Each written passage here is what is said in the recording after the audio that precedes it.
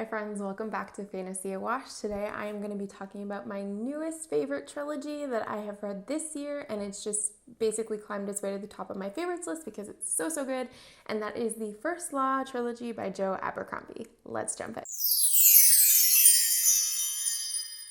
Now, if you haven't heard of First Law, that's okay. I hadn't heard of it either until I started following BookTube. First Law was written by Joe Abercrombie, a British author.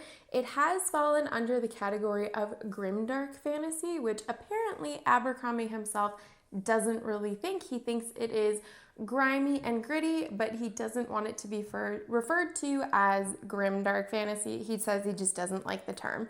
Traditionally, though, when we talk about grimdark fantasy, we tend to think of things like A Song of Ice and Fire and Game of Thrones, but this is like that, but I almost want to say better because of the fact that it's finished. So let's jump into what the First Law actually is.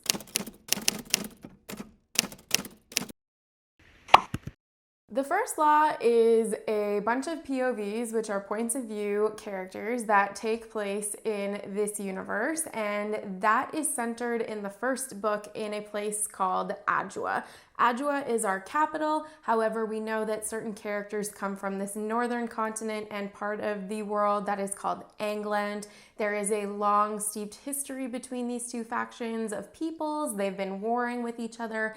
Adua tends to be considered the more built up, what we would have maybe considered Renaissance European. It's grand, it's inventive, they're into the arts, sciences, showmanship, whereas in the north they are considered to be rather primitive. They don't have great building materials, they are very militaristic in that they fight all the time, they're part of clans.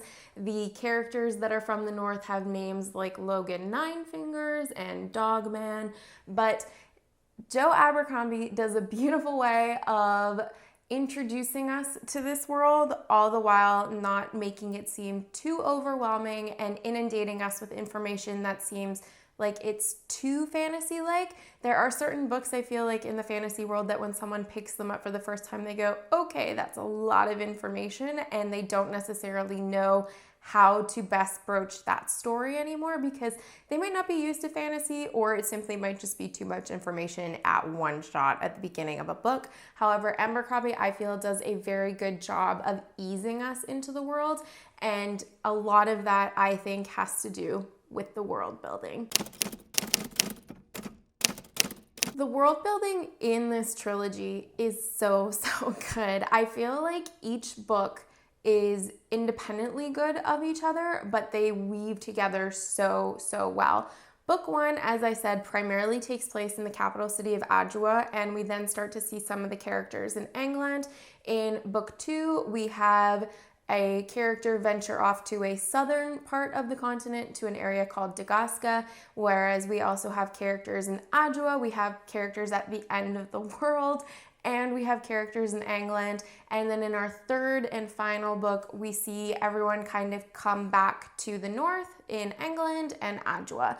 And all the while, we are learning valuable information and history about this universe, about this world, about the magic system.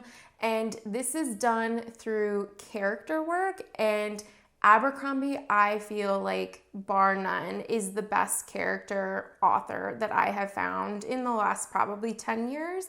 I don't know if I've seen another author that is as meticulous with building their stories through their characters. And for some people, I have seen that they found it to be a bit of a con, that they felt that this was more of a character-driven story than a plot-driven story. However, I feel like that is wrong. I just feel like the story is so well done because it is elevated through the characters, and it's just a beautifully articulated narrative. Like it's so good. His prose are amazing. I love that he puts things in that are necessary. It's not one of those stories that you have kind of just fluff thrown in to fill pages and fill time. Things are very well planned, they're intentional, and I feel like that all comes together very nicely as the story progresses. An example that I will give is that I feel a lot of times when we're looking at grimdark and or fantasy, adult fantasy in particular, especially epic fantasy, there is a lot of gratuitous violence against women, sexual assault. It's kind of just needlessly thrown in and wedged into stories a lot of the time. However, in this story, it's not. You can see why it's there. It's minimal. The way that he writes it is that it is off screen, but it's still very much part of the story. He is good at broaching difficult subjects, and he is good at doing it in a way that he's not alienating his audience. And I thought that that was really refreshing for our modern fantasy world, because honestly, there's so many fantasy novels I feel that don't know how to do this correctly. So it was nice to come across an author that knows how to world build while dealing with difficult subject matter and do it in a way that it is not going to be pulling me out of the story, making me frustrated and or just pointless. As I said, Abercrombie is very good at character development. So I want to talk about the characters in this story because they are some of the best that I feel I have come across. Morally gray characters, I think, are ones that are becoming more prevalent in stories. However, all of the characters in the First Law series, I think, are shades of gray. There is not one singular character that is considered great or bad, good or bad. They are all kind of just medium, and it is because of this, I feel like, that it is so realistic, because the characters in this book are human. They display humanistic traits and tendencies. We see how the abused become abusers. We see how people are more prone to violence. We see that people who maybe possess a higher level of intellect can be manipulative, put themselves above everyone else. We see how women might not necessarily be placed in positions that are advantageous to them, and they are viewed more as a bargaining tool or property. We can see how all of these things that we face in everyday life can be evident in a story, all the while making the characters intriguing and endearing. I have to say that Inquisitor Sandan Glokta is probably my favorite character I've ever read. I absolutely loved Sandan Glokta. I think that Abercrombie does a phenomenal job at writing humor in his books.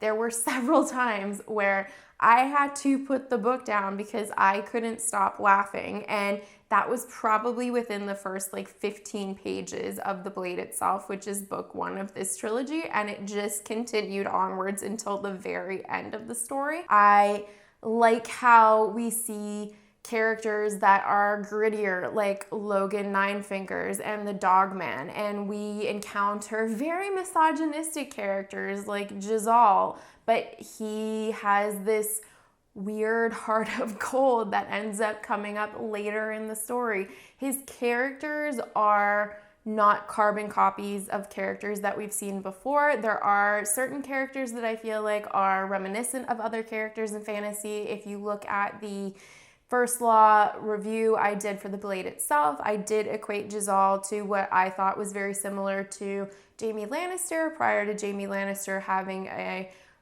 incident where something happens to his body and his person and it changes his character quite significantly. I loved the character work in this story so much. It's good in the sense that it is bringing the story forward. We have unique characters. They are not perfect characters by any means. There are certain situations and circumstances where you look at every single character and you go, you are loathsome. Why is it that I am interested in what you are going to do or am rooting for you?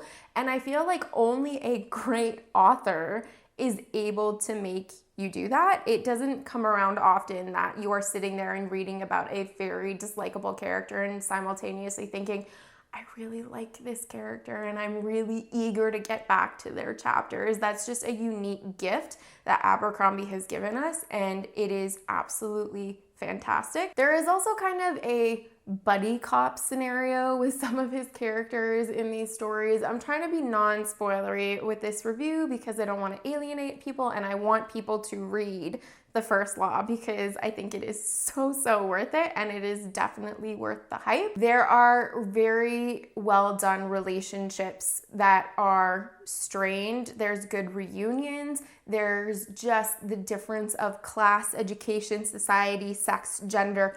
All of that is woven into the story, and it is handled in a really excellent way. It kind of has, at one point of the story, a Fellowship of the Ring type vibe, which I really like. So if that's kind of your thing, then you might like the First Law as well. In conclusion, I think the First Law is just so, so great. The magic is not overwhelming in this world, which is something that was kind of refreshing. I liked that it wasn't that you were just being inundated with magic all of the time.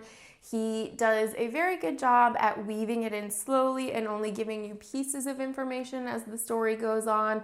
I have seen that not everyone agrees about the ending of this series, and I'm kind of in agreement with that. I loved pretty much everything up until the last few lines, and up until that point I don't really know how I then feel about it, but I love this book series. Luckily, Joe Abercrombie has written 6 other books in the First Law universe. 3 are considered to be standalones, and the second trilogy is called the Age of Madness trilogy. I cannot wait to read them this year. I'm so jazzed. I just love this world that he has created. I cannot wait to see what other stories unfold from it. I'm really, really excited to dig more into this world. Let me know down below if you have read First Law, what your thoughts about First Law are, which series you preferred, if you have read all of the works in it, the Age of Madness or the First Law trilogy, or if you just preferred one of the standalone books. I'd be curious to know. If you would like to help me out, you can always hit like and subscribe. And if you would like to follow me on Instagram to keep up with what I'm reading or to chat about stuff, you can find me at Fantasy Awash. And as always, I will see you next time.